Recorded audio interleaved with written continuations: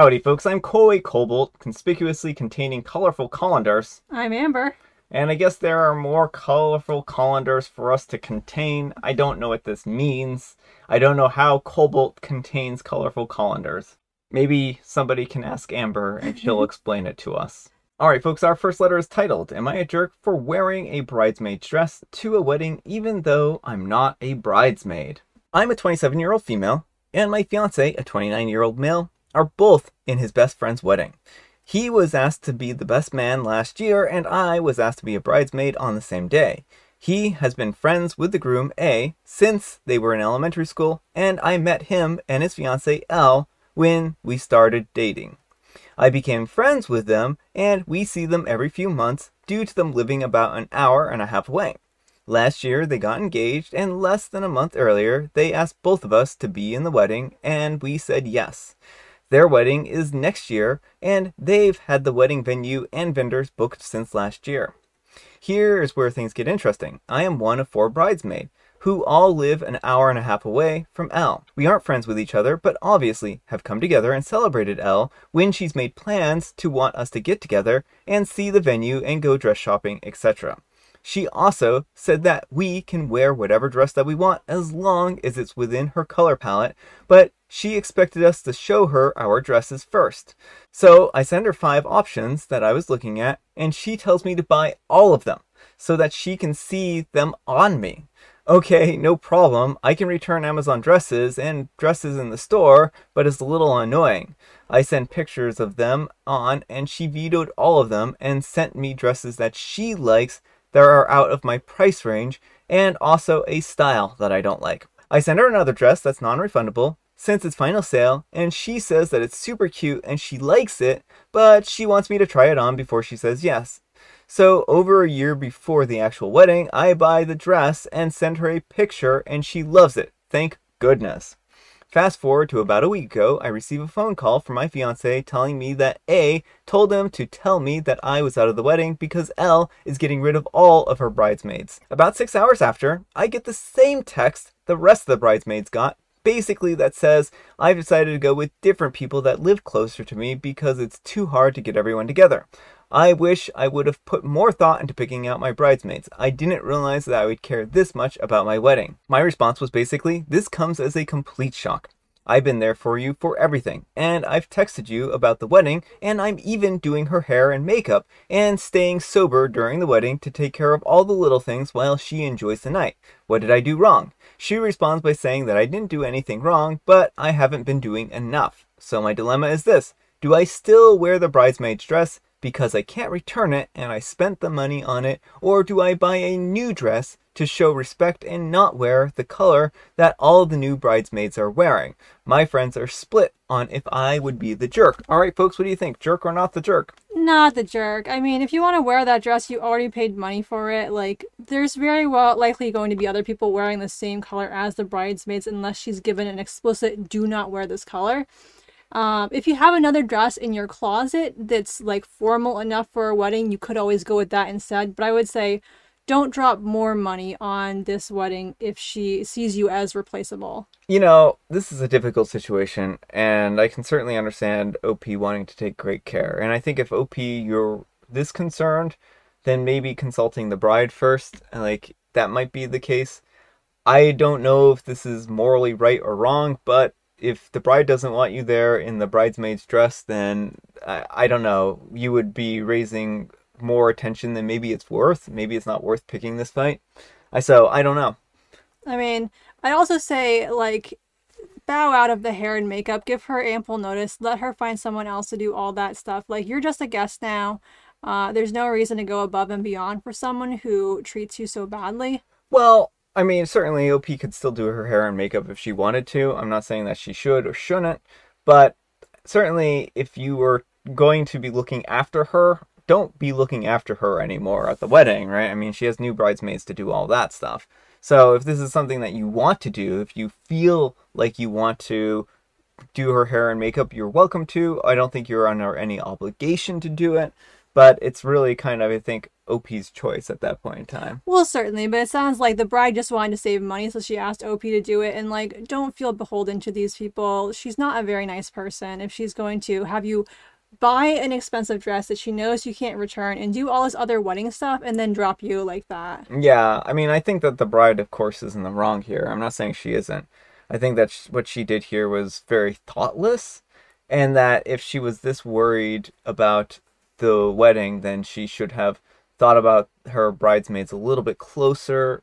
And how much time is until the wedding? A year. A year? Okay, so there was like a year left before this happens. So a lot can change inside of a year, OP. She might decide that she wants her own hair and makeup, a different person to do her hair and makeup by then too, especially if she's getting really involved into this. So, again, I think the safest bet is to contact her if you're really trying to not burn any bridges. But if you've already bought the dress, you can always plead ignorance, I guess.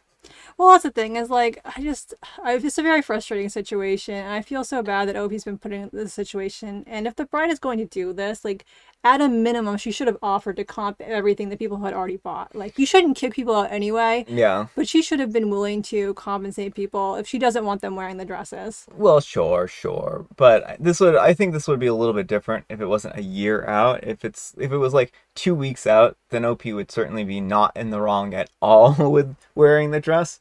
But being a year out, I think there's a little bit of a leeway here. I don't know. It's a difficult situation for me to judge. Not difficult for me. Let me know what you folks think, though. So anyhow, take care and good luck. And Swishbone says, not the jerk, realistically, you should withdraw your support for the wedding entirely. Say, you've decided to go with other hair clients who are closer to you. Forget the dress. That is the least important thing to worry about here. And OP replies, I'm a first-time poster, so I'm using this comment to touch on some things. So, I'm not a hairdresser or a makeup artist by the trade. I just enjoy doing it, and she wanted to save money, so she asked me to help her out the morning of. When she messaged me that I was no longer in the wedding, she said that I could come and get ready with them. She actually said that in her text that there's really no difference other than you don't have to walk down the aisle anymore. Additionally, I was planning her bachelorette party, and my wedding gift to her was paying for the dress alterations since she found the perfect dress when we went dress shopping but couldn't afford it. This meant that I would be going to all subsequent fittings and paying for it. I wish I could cut my losses and not go to this wedding because selfishly my ego is bruised and I'm hurt because I feel like I'm not enough. But this is my fiance's best friend. I appreciate everyone's opinion on if I should wear the dress or not. It's really helpful because I'm so torn. And Sweet Quarantine says, how does your fiance feel about all this? Is he frustrated with his best friend and soon-to-be bride? Does he think you've been taken advantage of? And OP replies, so my fiance is understanding and told me to do whatever I need to do to feel at peace. Whether that is going and supporting them as a guest, going early and helping out, or not going at all. The bride's fiance is also very apologetic to me and has been checking in to make sure that I'm okay, basically to save the friendship on her behalf. But it's too late in my eyes. Also, the bride's best and longest time friend, who was the maid of honor, also got kicked out because she lives closer to me and has 2 kids and couldn't dedicate enough time to being a bridesmaid. I'm not sure that she's going to be attending anymore since she was incredibly and understandably upset. I mean, this whole thing just sounds like a giant mess. It does seem like a giant mess. Alright folks, our next letter is titled, I'm a 33-year-old female, and my partner is unwilling to give me, a 29-year-old female, the login information for our inside security cameras. Update. She works from home. I still don't think that should matter, but thought that it was important to include. I'm a 33-year-old female, and my partner and I, a 29-year-old female, have been together for over 3 years now. I have recently, in the last year, been given the privilege of having access to our outside security cameras, but still do not have access to the inside ones. We have 4 inside. Note, they are from different companies. Some background information. We have had very good relationship, full trust in one another, and are very happy. We also have 3 dogs that she regularly likes to peek in on when we are away. On the few occasions that we have had a disagreement, one of the first things that she does is pull up a video recording. Of course, I don't have the advantage, nor is that option even offered to me. I only get short snippets of whatever she doesn't like me doing that I'm doing. I also don't like the fact that I'm constantly being watched and have no control over any of it. I have asked 2 to 3 times for the login information, and the response was either changing the subject or ignoring it completely. Any thoughts? All right, folks, what do you think? OP, I do not think you have quite as trusting a relationship as you think you do. This is not good behavior on her part. If there are cameras in a home, they should be both people's decision, and both people should have access to it. You're feeling uncomfortable being constantly monitored. Your partner is pulling up these snippets of arguments, only the pieces that agree with her, not letting you see the full thing. Like, none of this seems healthy or good. Yeah, I think her method for handling conflict seems very coercive in a lot of ways. It seems very, she cherry picks what she wants, and then that way can just corner you and bully you into submission. And I don't think that's a really good way of handling or dealing with conflicts. Now, certainly, I think that security footage can be used in some cases, but this seems like a really kind of an abuse of what a security system is meant for, right? A security system is meant to find out if somebody's robbed you or to check in on the dogs. It's not meant to one-up your partner on an argument. Yeah, and so I would seriously, I know you say that it's a very happy relationship, but I would still seriously reevaluate it because this is not healthy behavior. This is manipulative. You should be able to be in your own home without feeling like you're being watched. You should have access to any security cameras that are in your home. Like, how would your partner like it if you just went and installed security cameras and didn't give her the passcode? Maybe you should. Well, and also it feels more like OP's a guest in the house as opposed to an actual resident, because I wouldn't give a guest the password to a security camera. Right. But I certainly think that if you are sharing a household with someone, they are also entitled to the security system, right? Yeah, like it doesn't feel like they're partners. It feels like OP's partner is like above her. Like, she's the surveyor, she's the one who controls things, and OP is kind of like walking on eggshells because when's my partner gonna whip out that video footage that I said something and taken completely out of context? Yeah. Well, let me know what you folks think. So anyhow, take care and good luck. And our next letter is titled, Am I a jerk for buying my girlfriend a watch on her birthday even though she has told me repeatedly that she does not want a watch? Hi, I am a watch enthusiast and I love looking at watches, but my girlfriend of 3 years does not seem to be interested in them in the least. For her birthday this year, this is the second birthday that we are celebrating together, she has told me multiple times that she does not want a watch for her birthday and would like something more girly, like a bracelet or a necklace or a scarf, etc. She's also told me that she doesn't want a watch and told our friends to remind me of that. I just find it hurtful that she tells our friends that she doesn't like the watches that I buy. Although they are not the most expensive, it's the quality and the movement of the watch that matters. I had previously gifted her 2 watches, a Seiko, and a couple of watches, and she's not worn them because she doesn't like the design. But she wears her Apple Watch because she likes the monitoring of her heart rate for some strange reason. So she sends me a link to the items that she would like this year. There's an entire list to choose from, but I feel like those items are expensive and not worth it. Seriously, why would anyone spend $400 on a scarf? I just don't understand. On my work trip to Hong Kong 2 weeks before her birthday, I thought of getting her a present in advance, and I decided to get her another watch. This time around, it was completely different style to the ones that I've gotten her before. When I saw this watch, I was so certain that she would change her mind about wearing watches. I was sure that she would love it. It was also not cheap. It was more than $200. However, on her birthday, when she received the watch, she started crying. She accused me of trolling her because even though she has told me repeatedly that she doesn't want a watch over the past few months, I still bought it. I tried to explain that it's because I find it so beautiful, and she responded that if I loved her, I would try to understand her and buy her a gift that she likes. But I feel like she shouldn't be allowed to choose the present. I should be allowed to buy whatever I want. Then she accused me of not loving her at all. Am I the jerk here? Alright folks, what do you think? Jerk or not the jerk? Yes, you're the jerk, OP. It doesn't matter if you don't find the things that she likes useful or you think they're overpriced. I could get a $15 watch from Walmart, and I would, like, your expensive watches, I'd be like, why do you need a $200+ watch when you can get a $15 watch from, Walmart? Uh, you can use that exact same logic. So being like, well, her stuff is overpriced. Like, if it's outside of your budget, you can ask her to make a cheaper list. That's fine. But you just were like, nah, I don't like this stuff. I'm going to get her a watch because I like watches. I think it's pretty. I want her to be into watches. And you have shown that you do not respect her enough to listen to her.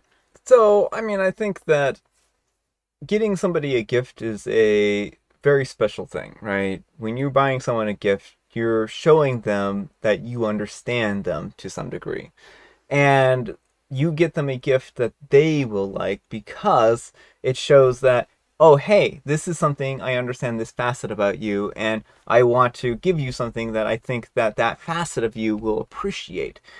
And by buying her a watch, she knows that this isn't something that she appreciates. And it feels like, to me, you want her to have the same level of appreciation for watches that you do.